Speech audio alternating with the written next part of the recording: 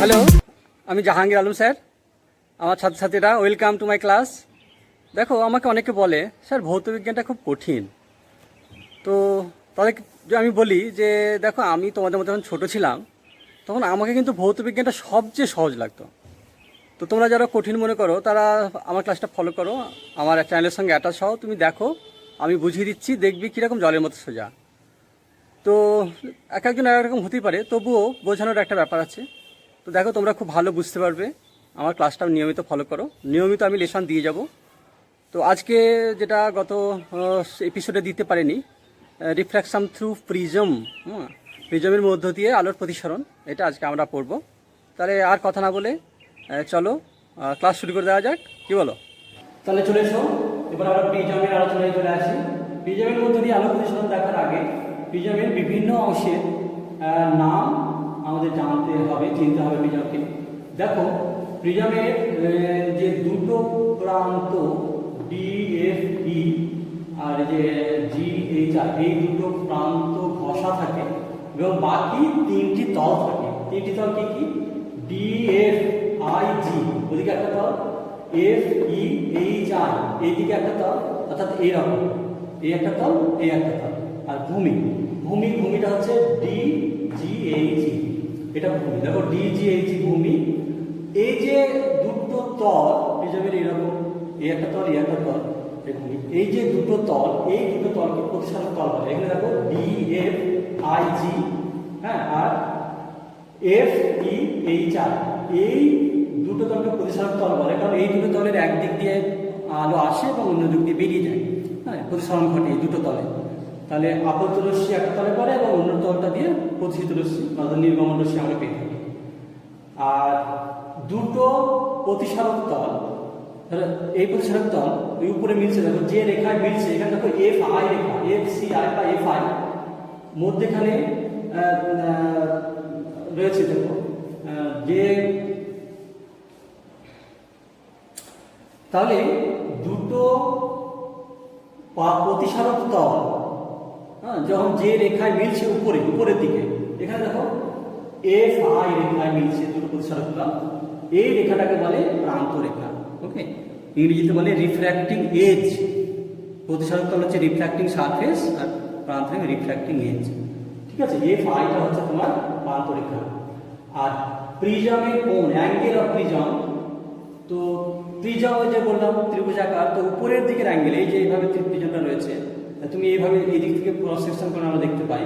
তাহলে যে অ্যাঙ্গেলটা তৈরি হচ্ছে, এই যে DFE, এই অ্যাঙ্গেলটা রয়েছে, এইটা হচ্ছে উপরের দিকে প্রিজমের যে কোণ হয়েছে সেটাকে প্রিজমের অ্যাঙ্গেল বলে, প্রিজম কোণ বা অ্যাঙ্গেল অফ প্রিজম বলে।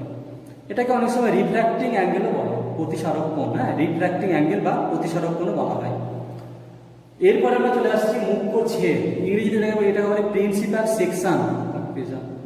হ্যাঁ, সেটা হচ্ছে যে প্রিজমের প্রান্তরেখার সঙ্গে লম্বভাবে একটি সমতল কল্পনা করবে। প্রান্তরেখা এই যে FI, এর সঙ্গে লম্বভাবে তুমি যদি একটা সমতল কল্পনা করো, এখানে যেমন ABC নাম দিয়েছে আমি, হ্যাঁ, একটা প্রিজম আছে এরকম, ধরো এই প্রিজমটা এরকম, আমি ঘুরিয়ে তোমাকে যদি এভাবে দেখাই, এখানে যদি ক্রস সেকশন করি তাহলে তুমি দেখতে পাবে ABC। তাহলে এখানে নাম দিলাম আমি। তাহলে প্রিজমের প্রান্ত রেখার সঙ্গে লম্বভাবে একটা সেকশন পাওয়া যায়, সেটাকে আমরা বলি মুখ্য ছেদ। এখানে যেমন নাম দিয়েছি ABC, এটা হচ্ছে মুখ্য ছেদ।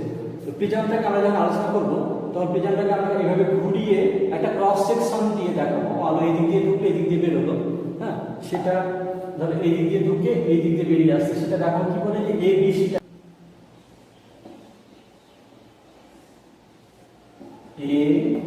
ABC, এই প্রিজমটাকে আমরা দেখাবো, যেখানে আমরা BC কে ভূমি ধরবো এবং A কে প্রতিসারক তল ধরবো। তাহলে এইটা হয়ে একটা প্রতিসারক তল, AC আর AB আর একটা প্রতিসারক তল। এই যে এই সেকশনটাকে আমরা কেটে নিলাম, মানে আমাদের প্রিজমটাকে কেটে নিলাম, মাঝখান থেকে দিয়ে তোমাদের একটা ক্রস সেকশন দেখাচ্ছে। তাহলে এখান দিয়ে আলো গিয়ে এখান দিয়ে আলো বেরিয়ে আসবে, এখান দিয়ে আলো গিয়ে এখান দিয়ে বেরিয়ে আসবে। তাহলে ABC হচ্ছে তোমার মুখ্য ছেদ। তো এই অংশগুলো আমাদের জানা গেল। আর ভূমি তো বললাম, ভূমি হচ্ছে D, যে বেস, যেটা বেস মানে ভূমি, প্রিজমটা দাঁড়িয়ে আছে, তো একটা ভূমি থাকবে DGHE, এটা হচ্ছে তোমার ভূমি। এরপরে আমরা দেখব কিভাবে প্রিজমের মধ্য দিয়ে আলো প্রতিসরণ হচ্ছে। ওকে, শুরু করি। আমাদের প্রথমে যেটা দেখতে হবে, প্রিজমের মধ্য দিয়ে আলোর প্রতিসরণ। তো প্রিজমের বিভিন্ন অংশের নামগুলো আগে দিয়ে দিই। এখানে একটা প্রিজম রেখেছি, এটা মুখ্য ছেদ তোমরা দেখতে পাচ্ছ, অর্থাৎ প্রিজমের সামনের দিক থেকে দেখছো, পেছনের অংশটা দেখতে পাচ্ছ না। হ্যাঁ, পেছনের দিকটা আছে, কিন্তু কল্পনা করে নাও যে আছে। তো এ শীর্ষকোণ, বি আর সি, বিসি ভূমি, এ বি প্রতিসারক তল, এসি প্রতিসারক তল। তো তোমরা জানো যে কোনো প্রিজমের মধ্য দিয়ে আলো সবসময় প্রতিসরণের পরে ভূমির দিকে বেঁকে যায়, যে কোনো অ্যাঙ্গেলেই পড়ুক না কেন। তো আমি একটা আলোক রশ্মিকে দেখাচ্ছি, ধরো একটা আলোক রশ্মি পি, নাম দাও পি কিউ। পি কিউ আলোক রশ্মি কিউ বিন্দুতে, হ্যাঁ কিউ বিন্দুতে আপতিত হলো। তাহলে ও যদি ধরো প্রিজমটা না থাকতো, তাহলে যদি শূন্যস্থানী বা বায়ু থাকতো, তাহলে ও সোজা, হ্যাঁ আমি একটা ডট ডট দিচ্ছি, দেখো সোজা এই পথে বেরিয়ে যাওয়ার কথা ছিল, কিন্তু প্রিজমটা থাকার ফলে ও তো আর ও পথে যেতে পারবে না, তো বেঁকে যাবে। কোন দিকে বেঁকবে সেটা কি করে বার করব? দেখো কিউটা আপাতন বিন্দু, এ বি একটা প্রতিসারক তল, এখানে একটা অন্য মাধ্যম হচ্ছে, তাহলে এখানে আমরা একটা লম্ব আঁকবো, লম্ব কিউ বিন্দুতে, হ্যাঁ কিউ বিন্দুতে একটা লম্ব আঁকবো। তাহলে এটা কিউ বিন্দু, লম্ব N1, QN1, এটা লম্ব আঁকলাম। তাহলে এবার দেখো, এটা তো বায়ু, বাইরে রয়েছে তোমার বায়ু মাধ্যম, আর এটা হচ্ছে কাঁচের প্রিজম, কাঁচ। তাহলে লঘু মাধ্যম থেকে ঘন মাধ্যম যাচ্ছে, তাহলে জানো লঘু মাধ্যম থেকে ঘন মাধ্যমে গেলে আলোক রশ্মি অভিলম্বের দিকে সরে আসে, N1, এটা হচ্ছে অভিলম্ব। তাহলে এই যে এই কোণ, অভিলম্বের সঙ্গে কোণ, এইটা তো আপাতন কোণ, এটাকে নাম দিলাম I1। তাহলে প্রতিসরণ কোন দিকে হবে? এই দিকে বেঁকে যাবে না, কারণ অভিলম্বের দিকে সরে আসবে, লঘু মাধ্যম থেকে ঘন মাধ্যম, তাহলে অভিলম্বের দিকে সরে আসবে এইভাবে, দেখতে পাচ্ছ? অর্থাৎ কিউ আর, ধরো এখানে আর বিন্দুতে পড়লো এসি প্রতিসারক তলে, কিউ আর এই পথে আলোক রশ্মিটা প্রিজমের মধ্য দিয়ে যাবে। হলো, এবার এইখানেও একটা লম্ব টানো, কারণ এটা একটা আপতন বিন্দু। এবার ঘন মাধ্যম থেকে ও আবার লঘু মাধ্যম বেরোচ্ছে, কারণ বাইরেও তো আবার বায়ু আছে, তাই না? বায়ু আছে, তো এই বায়ুতে কাছ থেকে বায়ুতে যাচ্ছে, তাহলে এবার ঘন মাধ্যম থেকে লঘু মাধ্যমে যাচ্ছে, তাহলে কোন দিকে যাবে বেরোনোর পর তা বার করবো কি করে? আমরা এখানে একটা লম্ব টানবো। এই যে N1 যেমন এখানে লম্ব টেনেছি, তেমনি এখানে একটা লম্ব টানবো, ধরো N2 কিন্তু লম্ব টানবো। এই লম্বটাকে তোমরা যদি বর্ধিত করো, তো আগের লম্বটাকে একটা বিন্দুতে ছেদ করছে, দেখো এখানে নাম দিতে পারি আমরা, ধরো এটা নাম দিলাম N, এটা নাম দিলাম N, হ্যাঁ, আর ব্যাস N1 আর N2 দুটো লম্ব হবে। তাহলে দেখো প্রিজমের মধ্য দিয়ে যাওয়ার সময় এখানে দুটো কোণ উৎপন্ন হচ্ছে, এখানে একটা প্রতিসরণ কোণ, আর এখানে একটা আপতন কোণ হচ্ছে। প্রতিসরণ কোণ I1, এটার নাম দিলাম R1, আর এটার নাম দিলাম R2। এটা আপতন কোণ হচ্ছে, তবু এখানে নাম দিলাম R2, পরে বুঝতে পারবে কেন I না দিয়ে R নাম দিলাম। তো এটাকে আপতন কোণ ধরো, আপতন কোণ, তাহলে প্রতিসরণ কোণ কত হবে? এটা নির্ভর করছে তোমার ঘন মাধ্যম থেকে লঘু মাধ্যম, তো এবার অভিলম্ব থেকে দূরে সরে যাবে, কারণ এইটা কিউ আর তোমার যাচ্ছিল এই পথে, এইদিকে যাচ্ছিল ওই সোজা।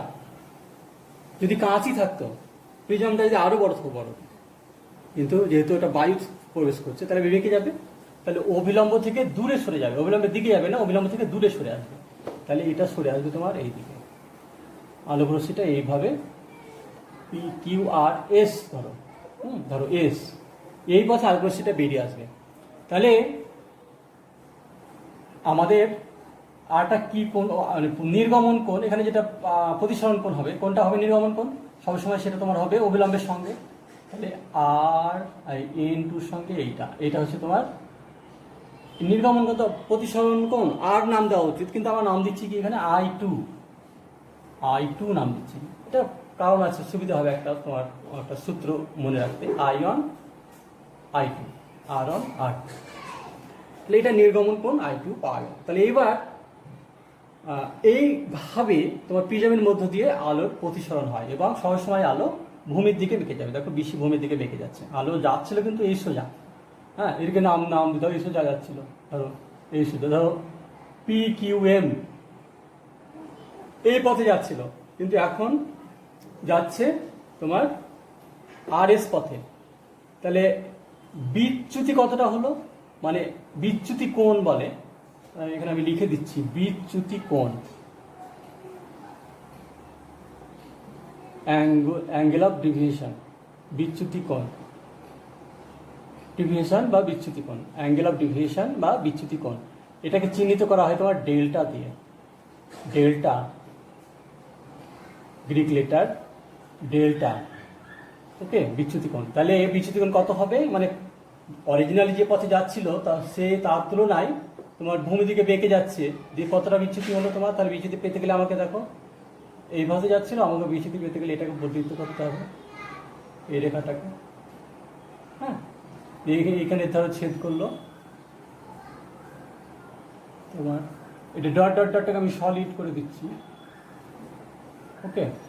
ধরো এখানে নাম দিয়ে দাও, এন হয়ে গিয়েছে, ধরো এখানে নাম দিয়ে দাও জেড, নাম দিয়ে দাও জেড, এই বিন্দুটা।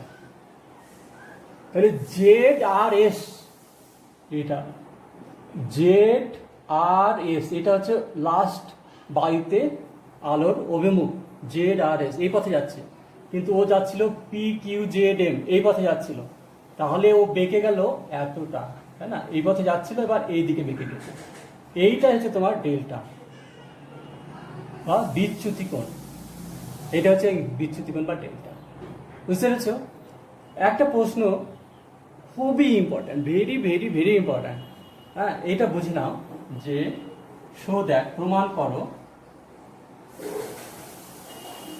এখানে আমি লিখে দিচ্ছি, দেখো প্রমাণ করো, এটা কিন্তু খুব ভালো করে বুঝে নি। প্রমাণ করো delta equal to I1 plus I2 minus A, অর্থাৎ বিচ্যুতি কোণ নির্ভর করছে তোমার আয়নের উপর এবং এর উপর, না I2 নির্ভর করছে আয়নের উপর, তার মানে অর্থাৎ বিচ্যুতি কোণটা নির্ভর করছে আয়ন এবং এ, অর্থাৎ এই যে প্রতিসারক কোণ বা অ্যাঙ্গেল অফ প্রিজম, এই কোণটার উপর আয়নের উপর নির্ভর করছে এবং থাকছে I2। তাহলে delta equal to I1 plus I2 minus A প্রমাণ করে। এটা কিন্তু খুবই ইম্পর্টেন্ট প্রশ্ন, এটা আমি এখনই দেখাবো কিভাবে আসছে। তো কিভাবে প্রমাণটা করা যায়, দেখো প্রুফ খুবই সোজা। এটা এখানে আমরা তিনটে জিওমেট্রিক ফিগার পাই, তুমি দেখো একটা ত্রিভুজ, দেখো ত্রিভুজ, প্রথম ত্রিভুজ হচ্ছে কিউ, ভালো করে লক্ষ্য করো ছবিটা, কিউ জেড আর, প্রথম ত্রিভুজ কিউ জেড আর। এখান থেকে আমরা কিছু ইনফরমেশন পাবো। আর একটা তোমাকে আমি ভাবতে বলবো, সেটা হচ্ছে চতুর্ভুজ হচ্ছে তোমার এ কিউ এন আর, এই চতুর্ভুজ দেখো এ কিউ এন আর, এখান থেকে কিছু ইনফরমেশন পাবো, তাহলে এ কিউ এন আর। আর ফাইনালি আর একটা ত্রিভুজ তোমাকে আমি বলবো কনসিডার করতে, ত্রিভুজ, এটা হচ্ছে কিউ এন আর,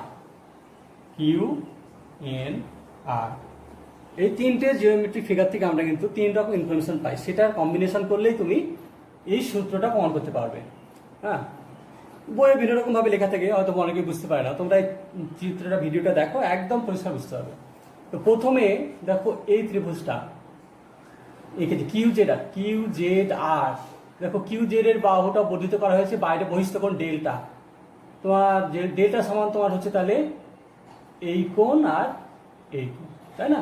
তাহলে এখান থেকে আমরা কি পাচ্ছি, কারণ জ্যামিতিতে আছে তোমার একটা উপপাদ্য, বহিস্থ কোণ হচ্ছে অন্তস্থ বিপরীত কোণদ্বয়ের সমষ্টির সমান। এমনিতেও তোমরা প্রমাণ করে নিতে পারো, সেটা এখানে দেখালে বেশি বড় হয়ে যাবে ভিডিও। তাহলে ডেল্টা এই ত্রিভুজ থেকে আমরা পাচ্ছি তোমার delta equal to Z Q R, angle Z Q R plus angle Z R Q, Z R Q. হ্যাঁ, দুটো কোণ, এই কোণ আর এই কোণ। কিন্তু দেখো জেড কিউ আর এটা তো nothing but ion minus ion, কারণ এই পুরোটা আয়নের সঙ্গে সমান, বিপরীত কোণ এইটা আর এটা বিপরীত কোণ। তাহলে এইটুকু আমি নেব, তাহলে আয়ন মাইনাস আয়ন, তাহলে এটা হচ্ছে আয়ন মাইনাস আয়ন। আর জেড আর কিউ এখানেও তাই, দেখো I2 আর এই পুরোটা বিপরীত কোণ, I2 ইকুয়াল টু I2, এটাও I2, কিন্তু আমি নেবো এইটুকু। তাহলে I2 থেকে R2 বাদ, তাহলে এখান থেকে পাচ্ছি আমার I2 মাইনাস R2। এটাকে সমান করলে কি পাই? I one plus I2 minus R1 plus R2। এটা ধরো ইকুয়েশন নাম্বার 1 দিয়ে রাখো। ওকে, এইবারে চলে এসো তোমার চতুর্ভুজটায় AQNR। এইখান থেকে আমরা কি তথ্য পাই? এবার চলে আসি চতুর্ভুজটায় AQNR। দেখো এই চতুর্ভুজে 4টি কোণ রয়েছে, এ কোণ plus AQN plus QNR plus NRA। 4টে কোণের সমষ্টি 360 ডিগ্রি। তোমরা জানো যে কোনো চতুর্ভুজের 4টি কোণের সমষ্টি 360 ডিগ্রি। তাহলে এখানে আমরা পাচ্ছি এটা সমান এ লিখলাম প্লাস, দেখো AQN এটা অ্যাকচুয়ালি 90 ডিগ্রি, কারণ এই প্রতিসারতলে এটা লম্ব, এন লম্ব, তাহলে এই কোণটা তৈরি হয়েছে AQN লম্ব বলে এটা 90 ডিগ্রি। ওকে, প্লাস তুমি দেখো QNR এটা ধরো এন নাম দিলাম, পুরোটা সংক্ষেপে লিখলাম এন কোণ, প্লাস তোমার NRA এটাও দেখো এন ইন্টু লম্ব এসির উপর, তাহলে NRA এটাও তোমার 90 ডিগ্রি হচ্ছে, লম্ব বলে 90 ডিগ্রি হচ্ছে। এটা সমান হচ্ছে 360 ডিগ্রি। অতএব এইটাকে আমরা এই 90টাকে ডান দিকে নিয়ে যাও, তাহলে আমরা পেয়ে যাচ্ছি A প্লাস N কত হয়? 360 ডিগ্রি মাইনাস 90 180 ডিগ্রি মাইনাস করলে হচ্ছে 180 ডিগ্রি। এটাকে নাম দাও ইকুয়েশন নাম্বার 2। এটা দরকার হয়ে পড়ে। এবারে দেখো ফাইনালি থার্ড যে ফিগারটা বলেছিলাম আমি, জিওমেট্রিক ফিগার, এই ত্রিভুজ QNR এখান থেকে আমরা কি পাই? যে কোনো ত্রিভুজের 3টি কোণের সমষ্টি 180 ডিগ্রি। অতএব R1 R2 আর N, অতএব R1 plus R2 plus N কত হলো? 180 ডিগ্রি যে কোনো ত্রিভুজের 3টি কোণ। ওকে, এবারে তোমার তাহলে এটাকে নাম দিয়ে দাও ইকুয়েশন নাম্বার, সমীকরণ নাম্বার 3।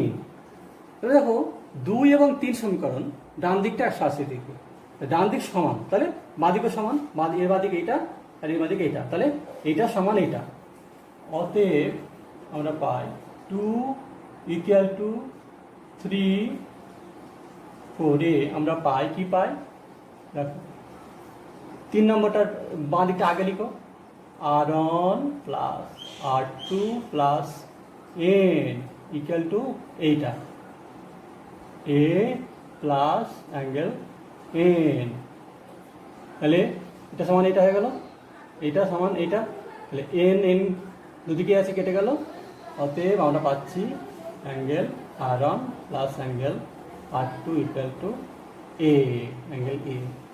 এটা হচ্ছে নাম দিয়ে দাও সমীকরণ 4। এবার এটা ফাইনালি পেলাম, দেখো A পেলাম R1 প্লাস R2, এই যে এই কোণ প্লাস এই কোণ সমান হবে তোমার প্রতিসারক কোণের সঙ্গে সমান হবে যে কোনো প্রিজমের ক্ষেত্রে, এবং যে কোনো অ্যাঙ্গেলের প্রয়োগ না হলো, হ্যাঁ, তোমার R1 প্লাস R2 মান এর সঙ্গে সমান হবে। তাহলে এইটার এই রেজাল্টটা আমরা 1 নম্বরে ব্যবহার করলেই আমাদের প্রুফটা হয়ে যাবে। এই প্রুফটা এখানে জায়গা নেই, আমি এইখানটায় করে দিচ্ছি, দেখো এইখানটায় করে দিচ্ছি। অতএব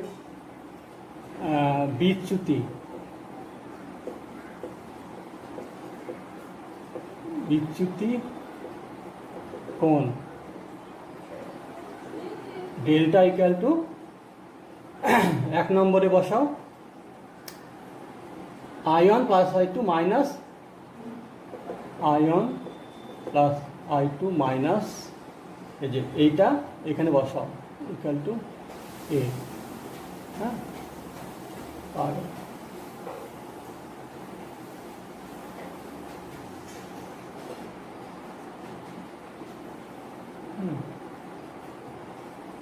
by 1 and 4 1 এবং 4 কে কম্বাইন করে আমরা পাই 1 এবং 4 কে, দেখো 1 এবং 4 I1 I2 মাইনাস A, আর অন সার্টের জায়গায় A বসাও, তাহলে তোমার হয়ে যাবে delta equal to I1 I2 minus A। প্রমাণিত, প্রুফড। বুঝতে পেরেছ? এইভাবে প্রিজমের এই যে প্রমাণটা delta equal to I1 I2 minus A, এটা খুবই ইম্পর্টেন্ট প্রশ্ন এবং খুব সহজ। একটুখানি দেখে নাও, যদি বুঝতে সমস্যা হয় তাহলে পজ করে নিবে, তখন তোমার ভিডিওটা দেখবে তখন পজ করে নিবে বা 2 বা 3 বার রিপিট করে দেখে নাও, তাহলে বুঝতে পারবে। খুবই সহজ, বই ডায়াগ্রাম দেখে ভয় পাওয়ার কিছু নেই, একদম সহজ ব্যাপার। সেজন্যই বলছি যে একটু ভালো করে বুঝে নিলে সব কিছু সহজ হয়ে যাবে। ঠিক আছে, এই পর্যন্ত এটা থাক, এবার আমরা পরবর্তী টপিকে চলে যাই। ওকে,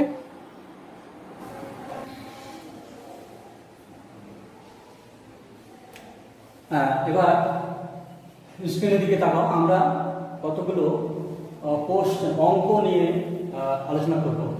দেখো, ভৌতবিজ্ঞানে ফিজিক্স, কেমিস্ট্রি, ভৌতবিজ্ঞানে তোমার অঙ্ক কিন্তু অঙ্গাঙ্গিকভাবে জড়িত। প্রত্যেকটা চ্যাপ্টারের উপর কিন্তু ছোটো ছোটো অঙ্ক থাকবে। অঙ্ক ছাড়া বিজ্ঞানকে ভাবাই যায় না, সেজন্য অঙ্ককে ভয় পাবে না। 2-1টা অঙ্ক থাকবে, সেগুলো খুব বুঝে নিবে ভালো করে, কোনো অসুবিধা হবে না। প্রথম প্রশ্ন যদি বলে কাচের প্রতিসরাঙ্ক 1.5 বলতে কি বোঝো? এর উত্তরটা খুবই সোজা, এটা ইম্পর্ট্যান্ট প্রশ্ন, সেজন্য আমি এখানে লিখে দিয়েছি, প্রায় আসে।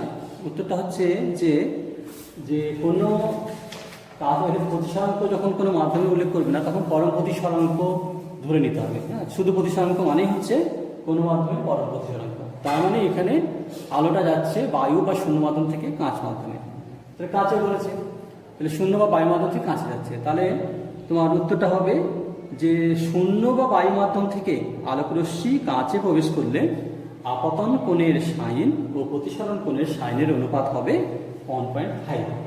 বুঝেছো? এটাই হবে। এবারে 2 নম্বর প্রশ্ন, এটা ছোট্ট একটা অঙ্ক। প্রমাণ করো A মিউ B সমান 1/B mu A। A mu B মানে হচ্ছে যে B মাধ্যমের প্রতিসরাঙ্ক A মাধ্যমের সাপেক্ষে, অর্থাৎ A মাধ্যমের সাপেক্ষে B মাধ্যমের প্রতিসরাঙ্ক সমান 1/A মাধ্যমের প্রতিসরাঙ্ক B মাধ্যমের সাপেক্ষে।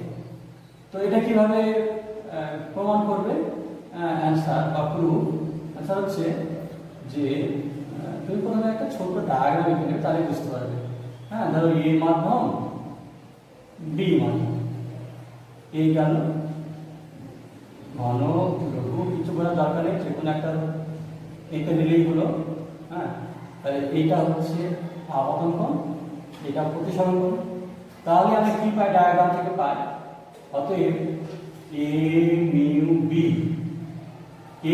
মানে B মাধ্যমের প্রতিসরাঙ্ক A মাধ্যমের সাপেক্ষে, তো এইটা sine I by sine R, তাই না?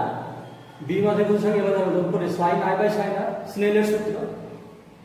এবারে আলোর একটা ধর্ম আছে, সেটা হচ্ছে রিভার্সিবিলিটি পাথ অফ লাইট, অর্থাৎ আলো যে পথে যায় অভিমুখটা যদি তুমি ঘুরিয়ে দাও তাহলে আলো সেই পথ ধরেই ফিরে যায়। এটা হচ্ছে রিভার্সিবিলিটি অফ লাইট।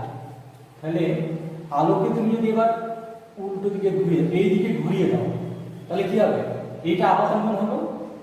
হ্যাঁ, আর যদি এই পথে ঘুরিয়ে দাও তাহলে তোমার এটা আপতন কোণ হলো, আর এটা হবে প্রতিসরণ কোণ। তাহলে যদি B থেকে A তে আলো ওই পথে ফিরে আসে, তাহলে কি হবে? এই ক্ষেত্রে কি হবে? এই ক্ষেত্রে হবে তোমার এটা প্রথম মাধ্যম হবে আর এটা দ্বিতীয় মাধ্যম হবে।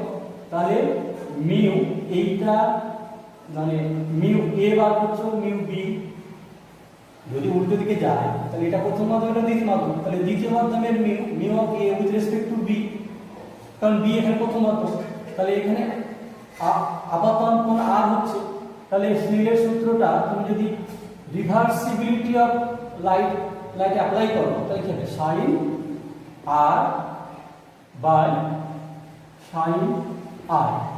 ওটা ওদিক থেকে যখন এদিকে যাচ্ছিল তখন সাইন আর বাই সাইন আর, এবার এদিক থেকে যখন ওদিকে যাবে তখন অর্থাৎ এরকম যদি হয়, এরকম যদি হয় এরকম, তাহলে কি হবে, বি থেকে এতে যাচ্ছে, এটা হচ্ছে আর, এটা হচ্ছে আর, এদিকে যখন যাচ্ছে তাহলে তোমার এটা হবে এই কেসটা, তাহলে বি নিবে তাহলে সাইন আর বা সাইন আর। অতএব এই যে এটা 1 আর এটা 2, এটাকে 1 × 2 করে পাই,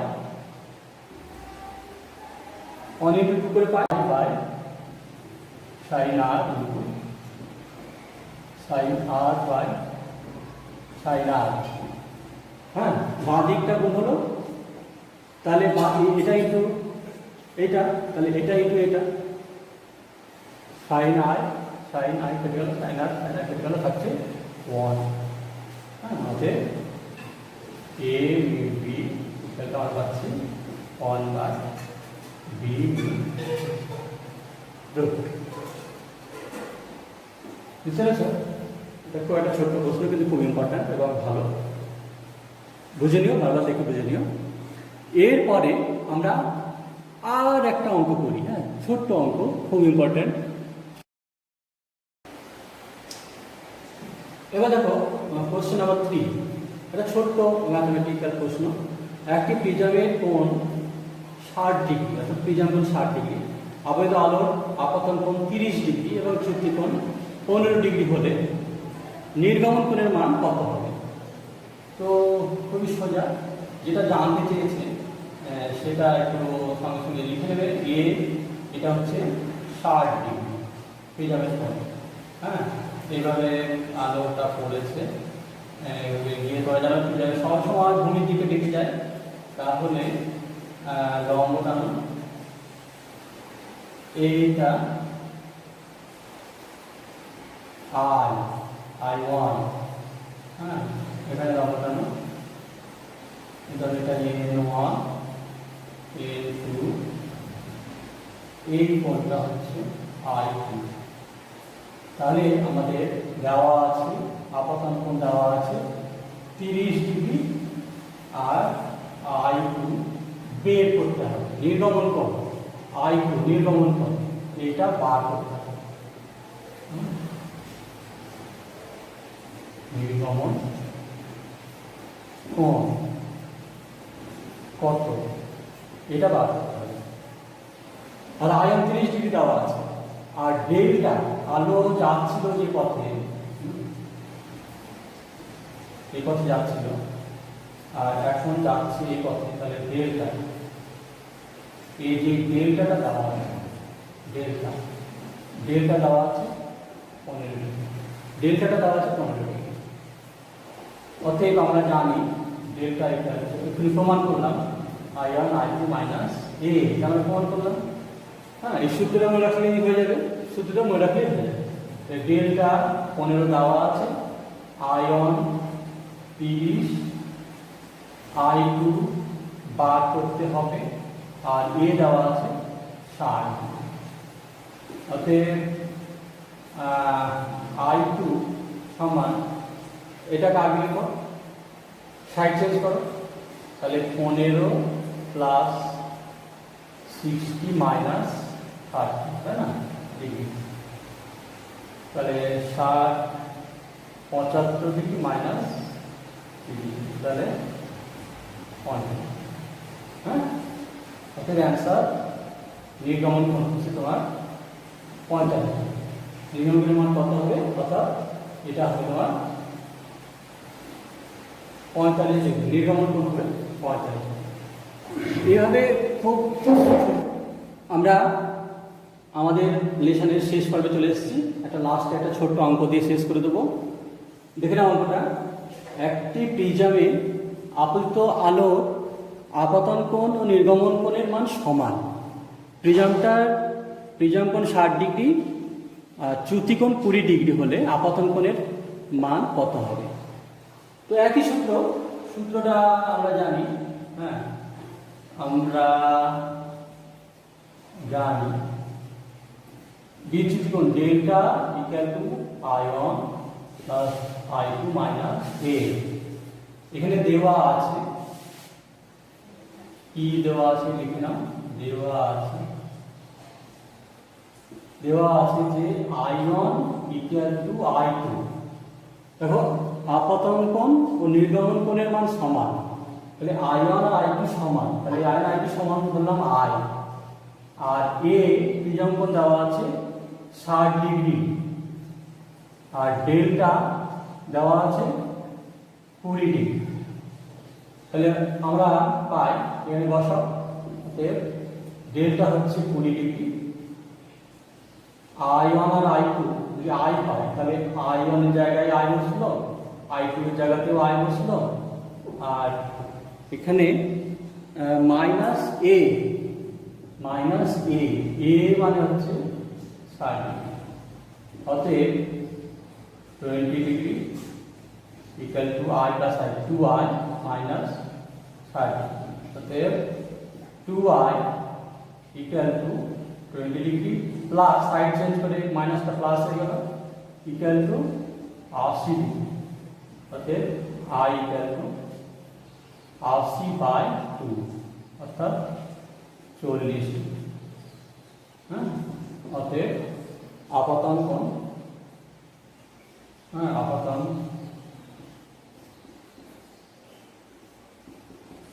কোণ হবে 40 ডিগ্রি। এইভাবে সূত্রটা মনে রাখলে অঙ্কগুলো করতে পারবে, কোনো অসুবিধা হবে না। তো যাই হোক ছাত্রছাত্রীরা, তোমাদের যদি লেসনটা ভালো লেগে থাকে তাহলে আমাকে সেটা ফিডব্যাক দিয়ে জানাবে, আর আমাকে একটা ফেভার করো, তোমরা সাবস্ক্রাইব করো, আর অন্য বন্ধুদের বলো সাবস্ক্রাইব করতে। তার জন্য স্ক্রিনের নিচে যে সাবস্ক্রাইব বাটনটা আছে সেটা ক্লিক করে দাও, পাশের বেল আইকনটাও ক্লিক করে দাও, তাহলে পরবর্তী ভিডিও যখন আসবে সঙ্গে সঙ্গে নোটিফিকেশান পেয়ে যাবে। তোমাদের কিছুটা উপকার হলেই আমি ধন্য। আশা করছি ভালো লেগেছে। ধন্যবাদ। আমার প্রিয় ছাত্রছাত্রীরা, কি কেমন লাগছে আমার ক্লাস?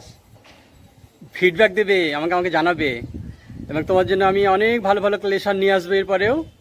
তার জন্য আমাকে একটুখানি ফেভার করো। দেখবে এই স্ক্রিনের নিচে একটা সাবস্ক্রাইব বাটন আছে, সেটাতে ক্লিক করে দাও। তার জন্য তোমার কোনো পয়সা খরচ হবে না, একদম ফ্রি। পাশে একটা বেল আইকন আসবে, সেটাতেও ক্লিক করে দিও, তাহলে তুমি সঙ্গে সঙ্গে জেনে যাবে কখন আমার ভিডিও রিলিজ হচ্ছে। তোমরা ফলো করো মন দিয়ে, দেখবে তোমাদের অনেক উপকার হবে। Thank you.